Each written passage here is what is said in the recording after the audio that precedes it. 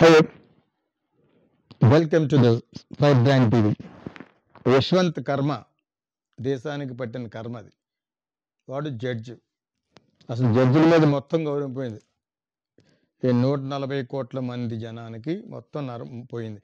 నాకు ఎప్పుడో తెలుసు, జగన్కి అమరావతిలో కోర్టు నుంచి ఒక్కసారి కూడా త్వరగా వచ్చేది కాదు.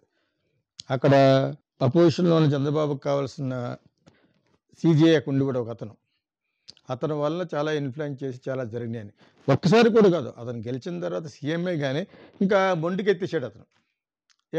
అవుతుందని చెప్పేసి ఇంకా హైట్ ఆఫ్ క్రిమినాలజీకి వెళ్ళిపోయి లెక్కర్ అని అదని అంటే మరి పిల్లిని పెట్టి కొడితే ఎలా ఉంటుంది. ఒక్కసారి కూడా నేను ఫేస్బుక్లో చాలాసార్లు పెట్టాను, ఇతనికి ఎప్పుడు కూడా జస్టిస్ డిపార్ట్మెంట్ ఎందుకు సపోర్ట్ చేయదని. ఇన్స్పైట్ ఆఫ్ ఆల్ దట్ అమరావతిని నాశనం చేసాడు. అవును, అతనికి ఒక్కసారి కూడా అతనికి తెలుసు ఎవరెవరి ద్వారా జరగట్లేదు సుప్రీంకోర్టులో అని చెప్పేసి. ఇది నాకు 30 years బ్యాకే మెడ్రాస్ హైకోర్టులో ఒకడు ఆ రోజుల్లో బర్సరీస్ బెంచ్లో దిగాడు. నాకు ఒక ఫ్రెండ్ చెప్పాడు, వీడి పెద్ద బ్రోకర్ అని, జడ్జిలకి మిగతా వాళ్ళకి బ్రోకరు, ఏ విధంగా జరుగుతుంది. నేను నమ్మలేదు. అప్పుడు ఇంకా నా మీద చాలా నా గౌరవం ఉండేది. సుప్రీంకోర్టు ఇది వాటి మీద అనమాట, హైకోర్టుల మీద. అదంతా బుల్షిట్. అందరూ కాదు కానీ చాలామంది మటుకు fraudulent people. Judgement according to వస్తుంది. గవర్నమెంట్ సపోర్ట్ చేసి వాళ్ళే ఉంటారు ఎక్కువ. ఏ గవర్నమెంట్ అయితే ఉందో ఆ గవర్నమెంట్ చేస్తారు. ఎవడో ఒక ఉంటాడు, వాడు ఎగ్నెస్ట్గా చెప్తాడు, వాడు అదే కొలీజియంలో మళ్ళీ ఏదో పెట్టి వాడిని వేరే రాష్ట్రానికి పంపించేస్తారు అని నేను అప్పుడు విన్నాను అనమాట. ఇదంతా నిజమా? ఇక కోర్టులే ఇలా చేస్తే, కంచె చేనిమేస్తే ఇక సామాన్యుడికి కానీ ఎవరికి కానీ న్యాయం ఎక్కడ జరుగుద్ది? ఎంత ఘోరం అంటే అంతే. నిన్న మొన్న నా ఒక స్టూడెంట్ ఒక అమ్మాయి వైజాగ్లో, వాళ్ళది 1012 ఎకరాలట. మొత్తం 4 కబ్జా చేశారు. వాళ్ళ పేర్లు కూడా తొందరలో బయట పెడతానమాట. అక్కడ కన్సల్ట్ చేసి బాగా తెలుసుకుని ఒక్కొక్కటి 200 ఎకరాలు అలాగా. హస్బెండ్ పోయాడు పాపం. ఆ ముసలావిడ వాళ్ళ మనవరాలని తీసుకొచ్చి ఇక్కడ చాలా బాగుంటుంది అమ్మాయి. పెద్ద అయితే శ్రీలీల కంటే అందంగా ఉండే అమ్మాయి యాక్టింగ్ నేర్పించింది. ఆంధ్ర యూనివర్సిటీలో మేము చేస్తున్నప్పుడు వర్క్షాప్ చేస్తున్నప్పుడు అక్కడ జాయిన్ చేసింది. ఇంత చిన్నపిల్లల్ని 13-14 ఏళ్ళకి ఎందుకు వచ్చారు అన్నట్టుగా అనిపించింది. అయినా వాళ్ళు ఎవరు చెప్పడం వల్ల వచ్చారు ఆంధ్ర యూనివర్సిటీ వర్క్షాప్కి. దాని తర్వాత హైదరాబాద్ వచ్చి కూడా యాక్టింగ్లో జాయిన్ అయ్యింది. అది ఫుడ్ సరిగ్గా లేక మళ్ళీ వస్తాను వెళ్ళింది యాక్చువల్గా. ఈలోగా ఆ ముసలావిడి యొక్క బ్రదర్ వారసుడు ఆఫ్ దట్ ఆస్తి, ఈ హస్బెండ్ పోవడంతో వాళ్ళు కొంచెం అన్ఎడ్యుకేటెడ్ టైప్ అనమాట. ఆ ఆస్తి అంతా రకరకాల వాళ్ళు కబ్జా చేసేసి ఒక 2 days బ్యాక్ న్యూస్ ఫ్లాష్ అయింది, అతను చంపేశారు ఈ ముసలావిడి బ్రదర్ని. వాడు ఏడుస్తుందో ఫోన్ చేస్తే ఇది ఎలా జరుగుద్ది న్యాయం అని అడిగితే పవన్ కళ్యాణ్ దగ్గరికి వెళ్ళారట, పవన్ కళ్యాణ్ సెక్రటరీ దగ్గరికి వెళ్ళారట, నో రెస్పాన్స్ అట, ఆ లోకల్ ఎమ్మెల్యేలు అసలు రెస్పాన్స్ లేదు, ఇవన్నీ చెప్పుకుంటూ వచ్చినా కాదు. వాళ్ళు ఎవరెవరో తెలియదు. నేను ఎవరిని ఇంట్రడ్యూస్ చేశాను యాక్చువల్గా. ఇలా అవసరమైతే సీఎం దగ్గరికి వెళ్ళి ఏర్పాటు చేస్తాను. ఈ వయసులో ఆయన మంచి చేస్తాడని చెడ్డ చేస్తాడని అనుకోను.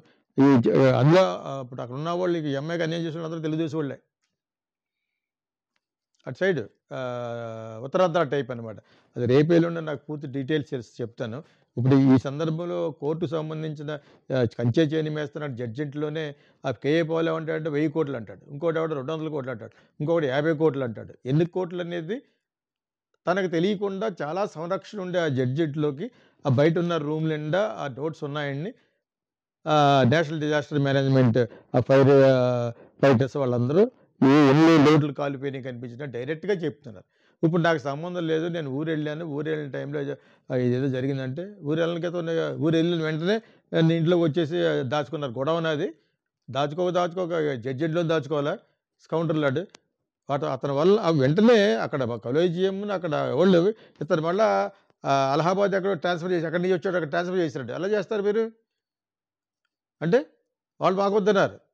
ఎలా? What is nonsense is this?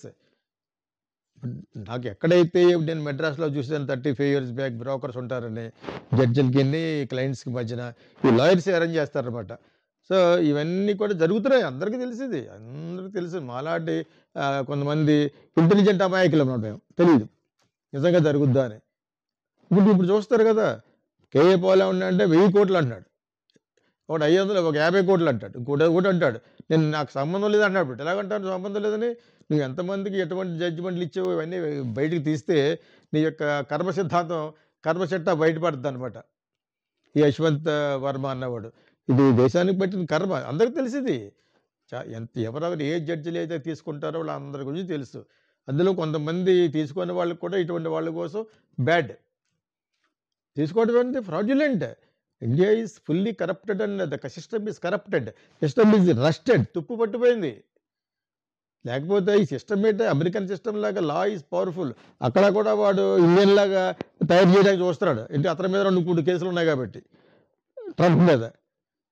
Many people like Indian system. Section ఎలా పడితే అలా తప్పించుకోవచ్చు, ఎలాగా బయలు వచ్చేస్తాయి. ఇవన్నీ ఒకటి కాదు. ఆల్ దీస్ థింగ్స్ టుగెదర్ ఇది ఎక్కడికి వెళ్తుంది యాక్చువల్గా, ఎస్పెషల్లీ భారతదేశం. సో ఇక్కడ అతను చేసిన దానికి మిగతా వాళ్ళు సమర్థించడం చూడండి. ఇప్పటి వరకు ప్రాపర్ ఇన్వెస్టిగేషన్ లేదు, ఏమి లేదు. అన్ని నేషనల్ మీడియా కూడా ఎందుకు మాట్లాడుతుందంటే ఈ nothing to do with BJP అయి ఉంటుంది. లేకపోతే ఏ రూలింగ్ పార్టీ అయితే వస్తుందో ఆ రూలింగ్ పార్టీ వాళ్ళే వీళ్ళు decide CBI and collegium influence చేసి ఆ లా మినిస్టరే పెడతాడు.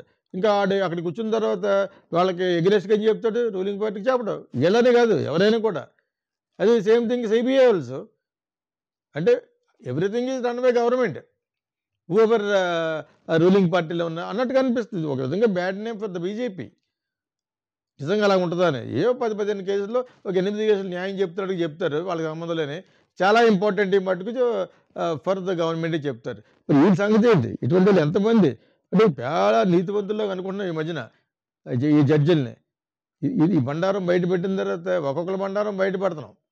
ఓ పక్కన ఈ బండారం బయటపడుతుంది, ఓ పక్కనేమో ప్రైమ్ మినిస్టర్ బండారం తీసేసింది ఆర్టిఫిషియల్ ఇంటెలిజెన్స్ డ్రాక్ అనేది వాటర్ 3 అది పడుతుంది. ఇది ఎక్కడికి వెళ్తుంది అసలు? Everybody is so transparent today.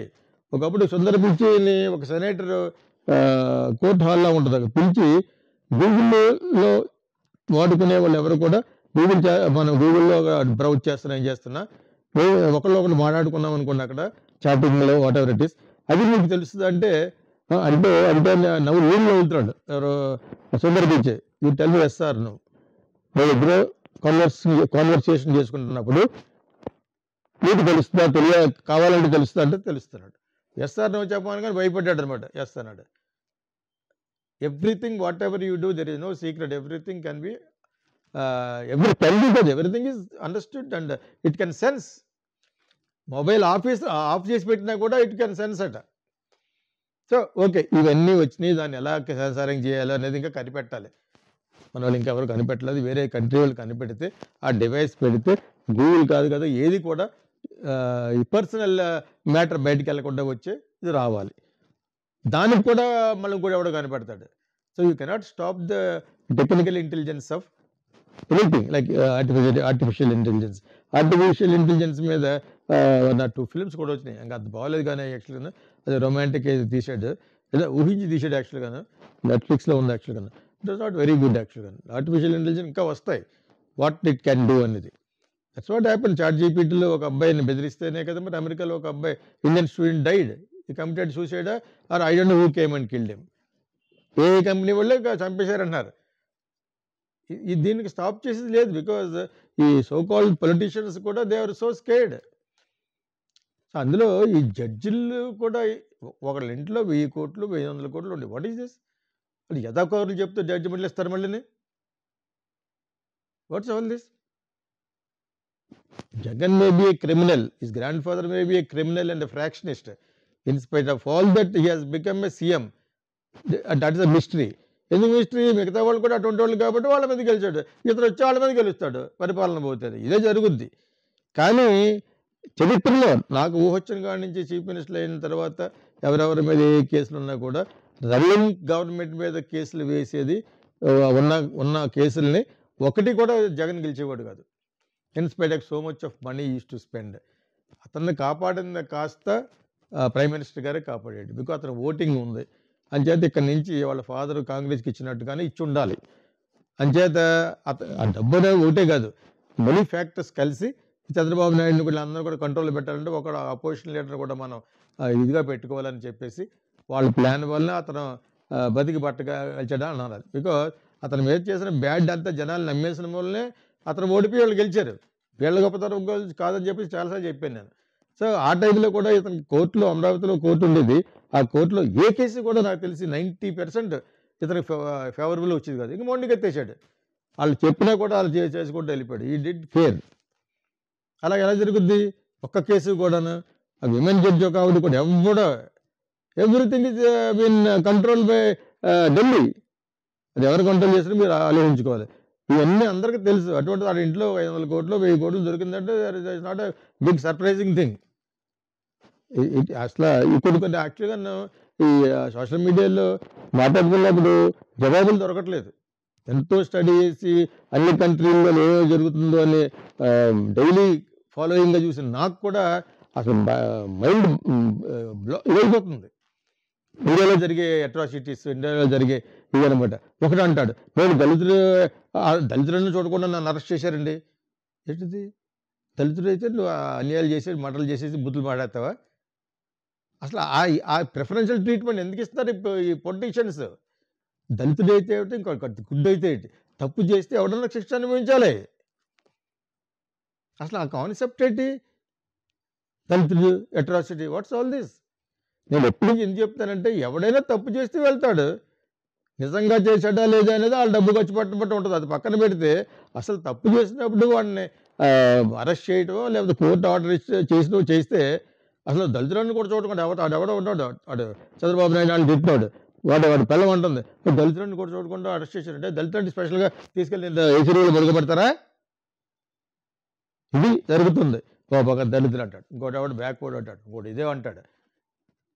అసలు ఎప్పుడు బాగుపడుతుంది ఈ ఓట్లు అనే ఓట్ బ్యాంక్ అనే దాని గురించి? అసలు బాగుపడడానికి దగ్గర దూరంలో కనపట్లేదు. అందుకనే జడ్జెస్ ఆర్ లైక్ దట్. ఎవడైనా ఇక్కడ రావాలి, ఏ లాయర్, పెద్ద లాయర్, గంటకి ₹1,00,00,000 తీసుకున్న లాయర్ కూడా నా దగ్గర రావాలనే ఇది వచ్చేసింది. All judges, not everybody, many judges. లేకపోతే ఇలాగ ఎందుకు ఉంటుంది? ఇది అసలు ప్రపంచం అంతా ఎంత బ్యాడ్గా మాట్లాడుకుంటుందో. It has come in New York Times, everywhere, whole world, on the whole earth ఇలాగ ఇంట్లో డబ్బులు దొరికినాయి అని చెప్పేసి. అంతే ఇండియా, అంతే ఇండియా అదే అంతే. మన టూరిస్టులు వెళ్తే వాళ్ళని రేప్ చేస్తారు. ఇలాగ కొన్ని మంచి మంచి పేరు సంపాదించుకున్నాం ఇండియాలో.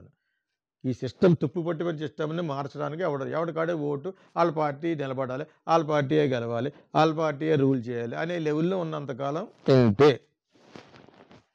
All film lovers, here comes Geeta Krishna International Film School. Living abroad and want to study film? We offer online courses for Telugu speakers. Learn acting, directing, screenplay, voiceover, ad films and more with our Geeta Krishna International Film School. Learn from hit movies like Sankirtana, Kokila and Kichirallu. Start your film career from anywhere in the world. Enroll now and start your global film journey.